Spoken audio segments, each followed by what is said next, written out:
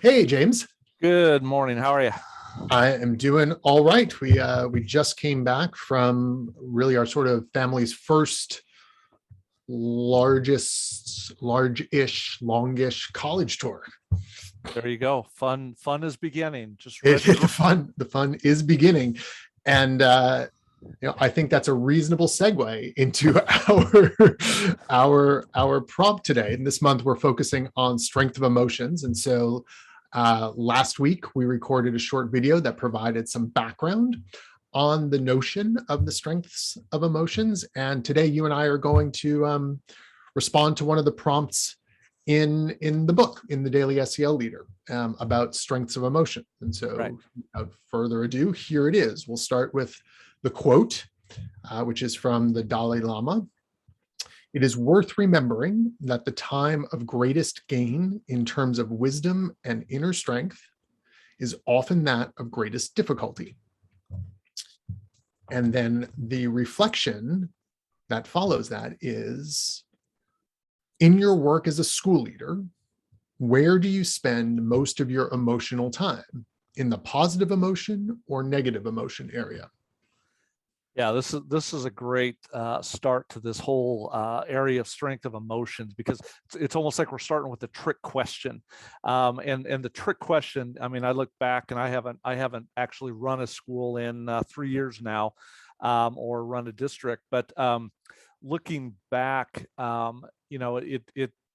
it's typical that most people would answer this as I typically spend most of my time in the negative area, and I think that's true unless you intentionally think about how to set up the positives in your workday, right?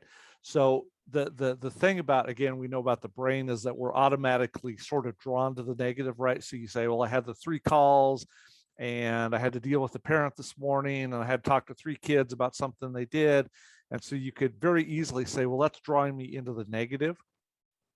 But you also have to think about all the kids that you smiled at, that you had great conversations with your teachers, that you had a great phone call with, the board chair or something like that. And so I think it's real easy to answer that, to say I typically get drawn into the negative, because again, as a school leader, you get drawn into those because that's part of your responsibility.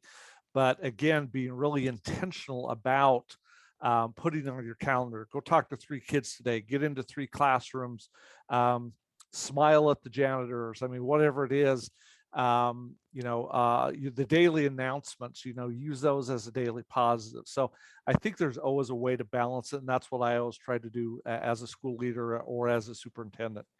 I appreciate that, and that's a nice callback to one of the things we said last week about this idea that you can create that positivity for yourself. Maybe you need to start very small, but it is possible to carve out a little bit of time to intentionally go to that positive place. And it's all the more important, as you said, if you find yourself, as I think most school leaders do, besieged by all sorts of really complicated challenges.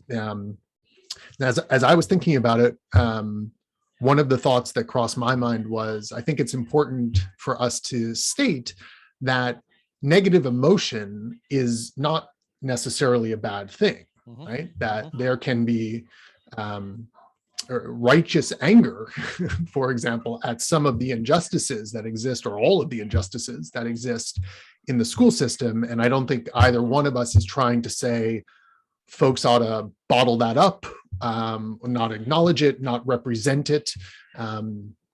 You don't need 2 white guys to tell you that those are valid emotions for sure. So I think that's important to note, that negative doesn't necessarily mean bad. Right.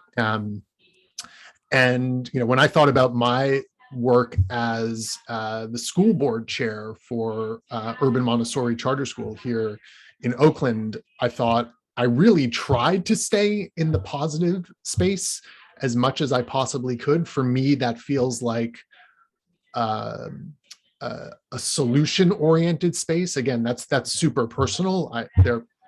One could be in a negative space and still be offering solutions for sure.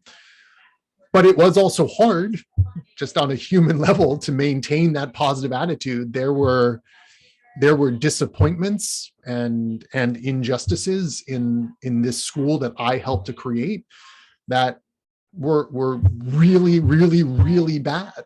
And there wasn't any sort of getting around that. And especially late at night, after a contentious board meeting, yeah, there was negative emotion for sure. Yeah. But I did try. My intention each day was to try to find the positive, knowing that it might be challenging because there were so many complicated things that we were dealing with. Yeah, and I think one of the positives that we put in the book itself is a way to actually do that by listing the one or multiple things you're grateful for during the day. Right. We know, again, the science is very well proven that, again, if you just search that one thing, that helps balances the negative and positive. So again, we'd encourage people to actually think about the one thing you're grateful for at the start of the day or even at the end of the day. No matter how bad the day is, there's always one thing you can look for to be grateful. So absolutely. Well, that's all the time we need in order to quickly reflect on strength of emotions in the midst of our super busy day. So thank you so much for sharing your thoughts. Likewise. All righty. Bye, everyone.